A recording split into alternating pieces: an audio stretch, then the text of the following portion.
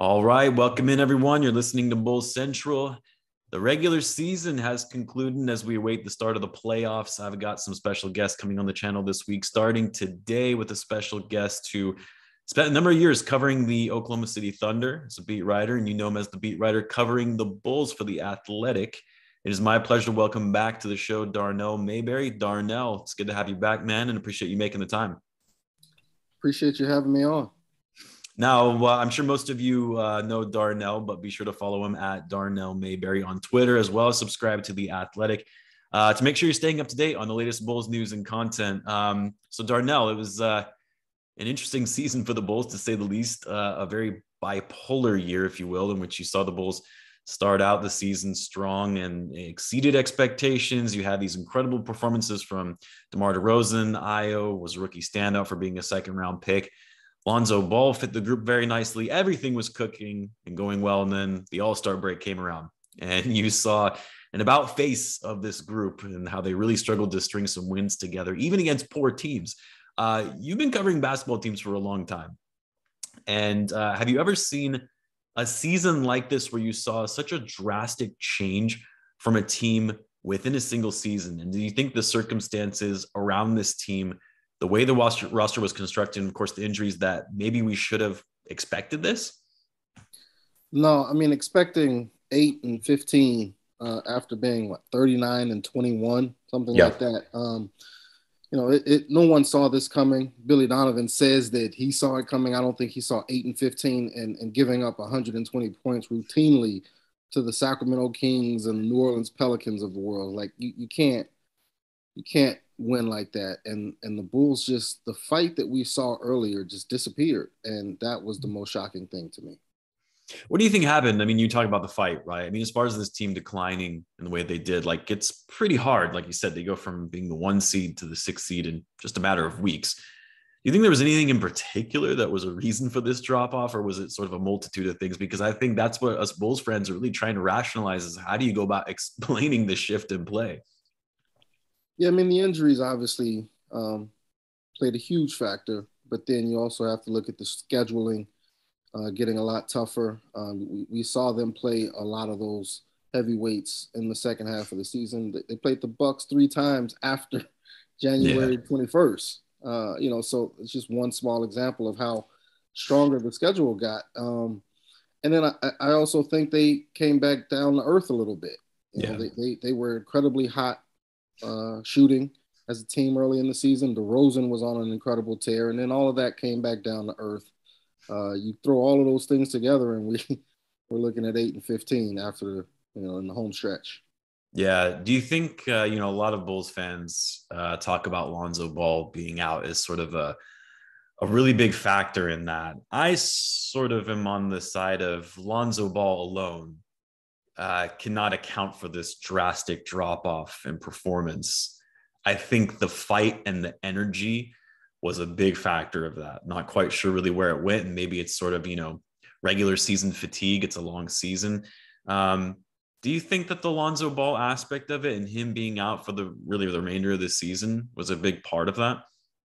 Yeah, I mean, I think it was a big part of it. I'm with you. I don't think that you can just say that was the reason. I mean, other teams are missing players. Like you can't use Yeah. that as an excuse for the last 3 months of the season. That's just, it doesn't work that way. Um, so does he matter? Does he make a huge difference? Yes. But should the Bulls be as bad defensively? I mean, in the bottom, 10 of the league defensively without him consistently for a large chunk of this season? No, they're not. They're that bad. So um, it's just disappointing. It was really disappointing watching how the Bulls flamed out in the end of the regular season. Yeah.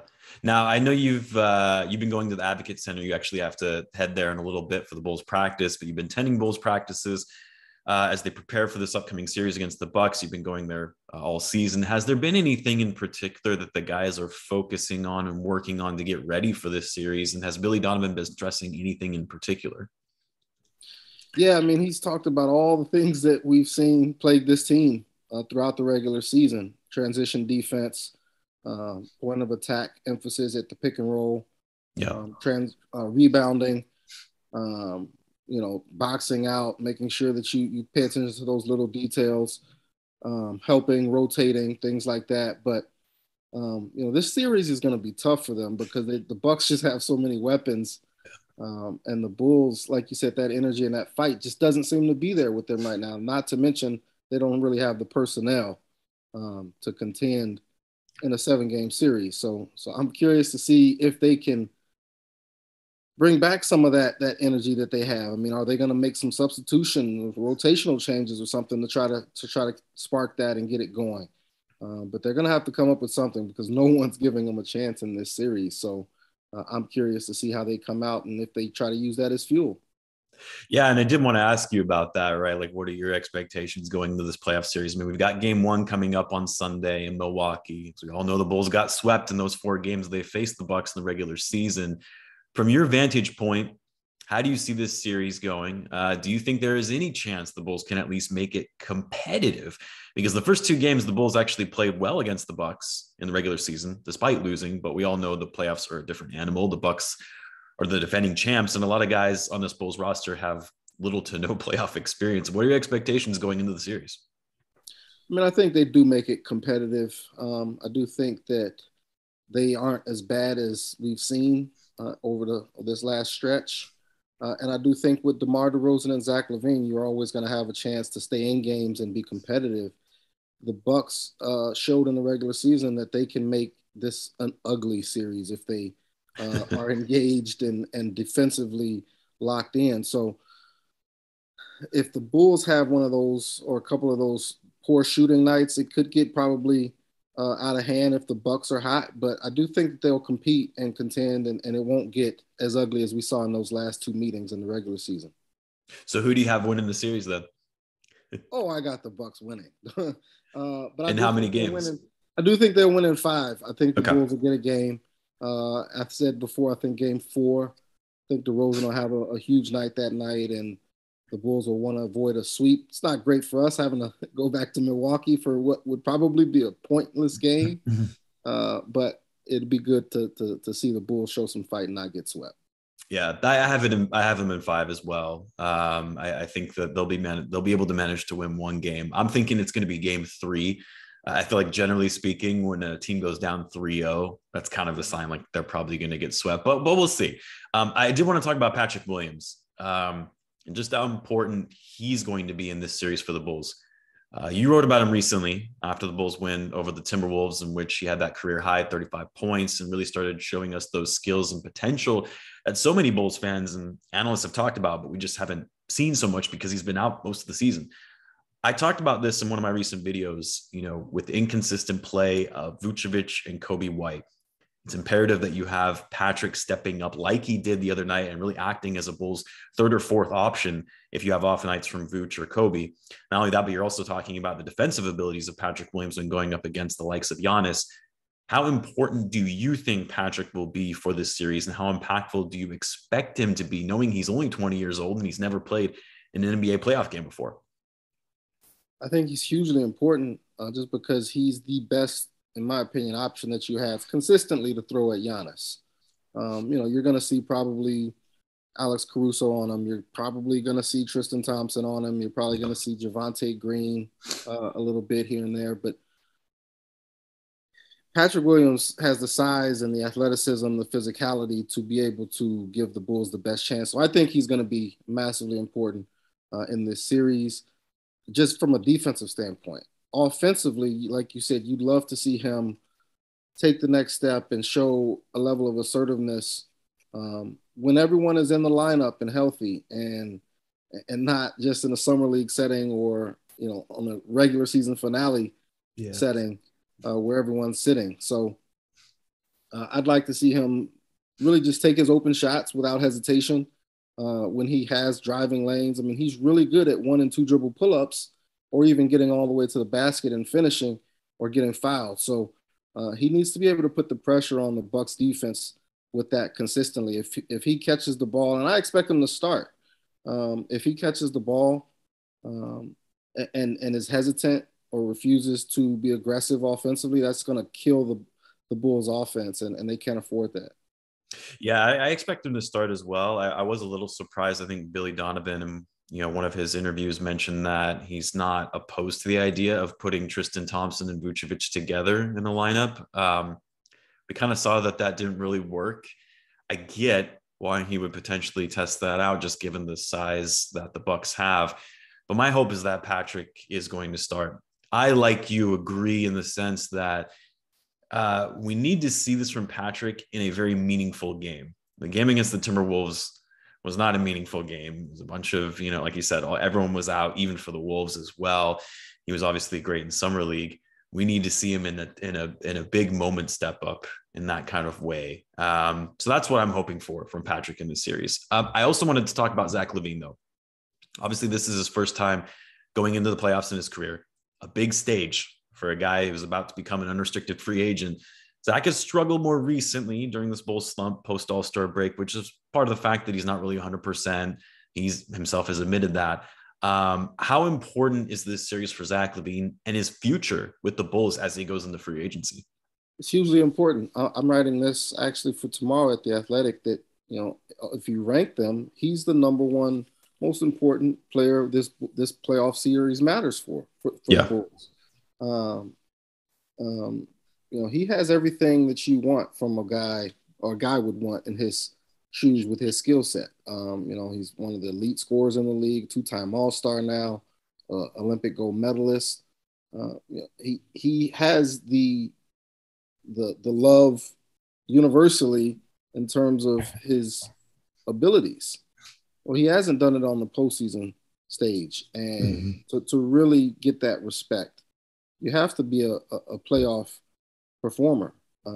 Even DeMar DeRozan, who has had some disappointing moments in the postseason, and everyone understands he had to go through LeBron James, but he still hasn't had the big shining moments in the playoffs. I mean, even no one expects the Bulls to do anything. So if they lose in the first round, you're not going to put that on DeRozan.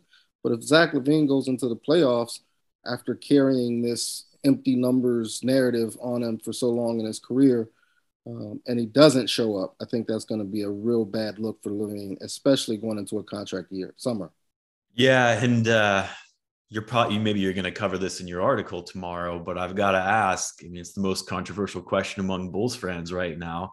And I want to know your honest opinion. What do you think the front office will do, or what they should do? But do you think Zach Levine is a max player? And second part of the question, do you think Zach will be back with the Bulls next season? Obviously, keeping in mind, we haven't seen the playoffs yet, and that's going to play a big factor in it. But at least where you stand as of right now, is Zach Levine a max level player?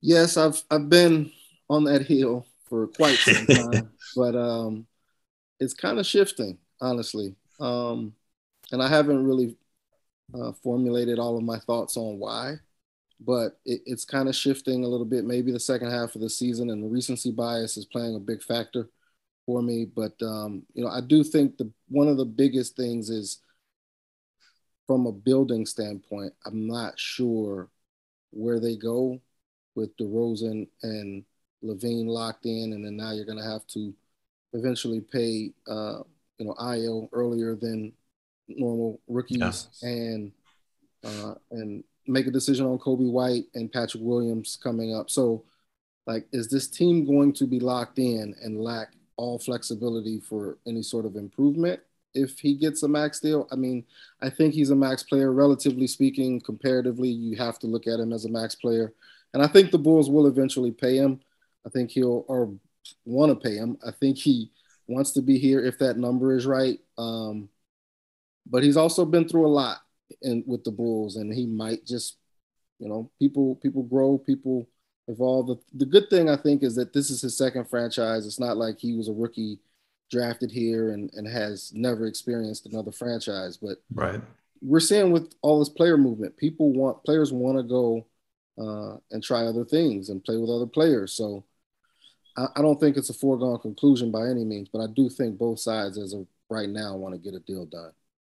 Now, like I mentioned, it's probably a little too early for this because we really should be waiting and talk about the offseason until the playoffs are over, because who knows, maybe the Bulls will shock the world and somehow upset the Bucks. But because I've already kind of brought it up with Zach Levine, based on what we saw this season from the Bulls, the good and the bad, you'd have to think that this front office isn't going to run it back with this specific crew.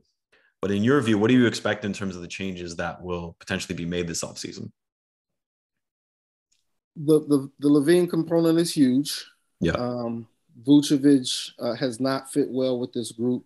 I think he'd probably admit that. It's been a struggle for him from the start, trying to figure out how to replicate what he once was, here with this group. So they're going to have to make a big decision, I think, on Vucevic. But I do think that they don't need to go out there and make drastic changes like they did last summer. Sure. I think they're going to probably get some small pieces here and there. Please don't ask me who those players are right now. But some two-way players, some not stars obviously, but guys who can be 3-and-D players who, when DeMar DeRozan gets doubled, you have a safety valve or an outlet that you can go to who's reliable. I'm just curious how the front office pulls it all off. I didn't think they had much flexibility last year.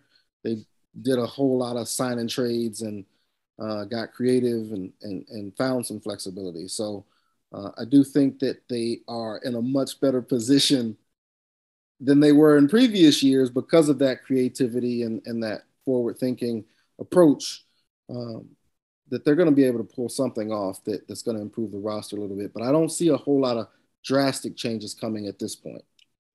You were talking about Vucevic. I was just thinking, it's like, we talk about how this is a really important series for Zach Levine, but it also is for Vucevic as well.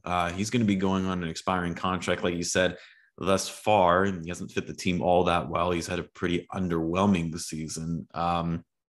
It's going to be interesting, like you said, going into the offseason, what this means for Vucevic based on how he performs in the playoffs. I wouldn't be shocked if there was a move made for Vucevic. Generally speaking, it's a little bit easier to trade someone that's on an expiring contract, but we'll have to wait and see. I think in a way, I'm kind of almost getting ahead of myself, like we've just written the season off. Now, I did want to ask, it seems like throughout the season, and I guess I should say more specifically, the slump after the All-Star break is for Bulls fans is who is to blame, which I don't really think you can point the finger at one person. There are multiple levels of accountability, but more recently you hear the sentiment that this is on Billy Donovan for losing the group and the ability for players to buy into his system, or more specifically, his in-game adjustments and rotations, why the Bulls haven't been able to beat the top teams in the league. Do you think it's fair to put this on Billy Donovan, or is there more to it than just the coaching aspect of it? Billy Donovan has been forced to play a second-round rookie draft pick. He has his best three players are not defenders, like almost at all. I give Zach a lot of credit for his on-ball effort. Yeah. But that's where it stops. So I think from a personnel standpoint, I think from an experience standpoint, it's really, really difficult to pin the lion's share of the blame on Billy Donovan. And I also give Billy credit for trying different lineups, different rotations, different schemes. He hasn't always been quick to do some of the scheme and tactical changes, but he's tried.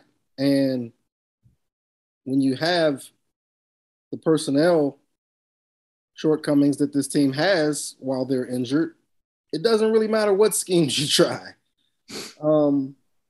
So I don't put a whole lot of fault on Billy. But yeah, you have to blame everyone when you're 8-15 after being in first place for so long in the season. Yeah, I agree. How do you look at Billy? I have to hear him every single day. So how do you view Billy Donovan's job this season? The thing is Billy Donovan, in my view, is a good coach. Do I think he's a championship level type of coach? I don't know that. Just based on what I've seen with him coaching the Bulls, as well as what I've seen with him coaching the Thunder. Obviously, he had some superstars on the Thunder. They went to the Western Conference Finals. It looked like they might even win a championship in that first season that he was there. But then, they ran into the Warriors. They blew that 3-1 lead. I'm not saying that's all on Billy Donovan, but that's an aspect that I look at. I think with Billy Donovan, what he's really good at is building those relationships with his players. He's really good at player development. The players trust and respect him. I do think that when it comes to some of the elite level coaches in the league, they're a bit better when it comes to pinpointing weaknesses in other teams and making in-game adjustments. And Billy Donovan isn't the best at reacting to that. Obviously, I'm not an analyst. I'm not a coach. So this is like a very superficial level of opinion of me just watching the Bulls on TV. That's kind of how I see it. I don't think that Billy Donovan deserves the blame for a lot of what's happened. I think, like we talked about earlier, a lot of it is just the fight and the energy that these players had, and that kind of went by the wayside. Injuries are a piece of that as well. More difficult schedule. It's a long season. A lot of times players run into just, long season fatigue. But I do think that there is an aspect of it of making sure that you're being hard on the guys and coaching them in a way that really motivates them and inspires them. I was listening to a Bulls Talk podcast the other day. Casey Johnson, Rob Schaefer, Will Perdue was a guest on that show. And he was talking about his time with the Spurs and Greg Popovich. And he came in, they were, playing poorly, or I guess they weren't really playing with a level of professionalism because they weren't playing with a lot of energy. He came in and flipped the table over and basically, went crazy on the guys. Not saying that Billy Donovan needs to go to that level, but I think when you see that the players have stopped playing hard, how do you go about really ensuring that you're pushing them in a way that's like, guys, we're playing in a professional basketball league, and right now you are not playing at that level. And how do we keep that going, especially at a time when it's like the most important part of the season when you're going into the playoffs? So that's my view on Billy Donovan. I do think that he gets a lot more blame than he probably should from a lot of Bulls fans. But I think overall, I think he's done a good job, and I'm curious to see how it's going to go in the playoffs and if he can really get the most out of these guys. Yeah, the thing is, I look at it two ways. Billy said when he came back from the COVID protocols that he saw the slippage, and he identified it way back then. That was late December, early January. But they've been unable to fix it. To me, that's an indictment on Billy Donovan. Sure. If you can see it and you still can't fix it, yeah, that's a problem. But go back to what I just said, the personnel, the experience or lack thereof from a lot of this roster. I don't know how much blame is in that. But then the flip side to all of that is this team still enjoyed a 15-win improvement. Yes, they went out and got some pieces, and the players matter. But Billy Donovan was the coach last year, and he's the coach this year, and you got to evaluate this team on what they did this season. And they won 15 more games than they did last year. Yeah, and I was going to mention that, and I know you got to run to the Bulls practice, but that's the thing, right? Is it's like you look at what happened last season, missed the play-in, finished 11th, finished with the 6th seed, above 500 for the first time since Tom Thibodeau was coaching. And I predicted at the beginning of the season, the preseason, that the Bulls would probably finish somewhere between 45, 47 wins. And I thought that would be like a very good positive outcome. And here they are. They've won 46 games. They finished with the 6th seed. I thought they would finish with the 5th seed. But I think when you look at what the expectations were at the beginning of the season and where they finished, Bulls fans should be pretty happy as far as the level of improvement from the previous season. It's just that they exceeded expectations so much at the beginning of the year and then really struggled towards the end that people kind of forgot all about that. But and the thing is, it's like, even with all the changes that were made, all the personnel changes, like you mentioned, they weren't going to be a title contending team as much as people like to think that they were, because they sort of showed that they could be a contending team at the beginning of the season. The fact of the matter is they were not going to contend for a title. It takes time to build a team like that. It doesn't just happen overnight. So I agree. I think, we kind of need to put it into perspective that overall this was still a pretty positive season compared to what the Bulls have been and what they were last year. The one thing I might counter you on is no one thought the Suns last year would be a title contender team either. True. And for a while there, when the Bulls were top 10 offensively, defensively, and they were beating some teams that we thought at the time were good, like the Lakers, this was a team that went out there. I mean, they went to New York. They beat the Knicks. I remember that New York trip. They beat the Knicks. They beat the Nets. They really outclassed them both nights. And you're thinking, wow, this team is really, really serious. It's a different seriousness about this team. And there was some thought that if they get in, maybe they could become this year's Phoenix Suns. Maybe not win it all, but really be a threat. So that seems like a long time ago.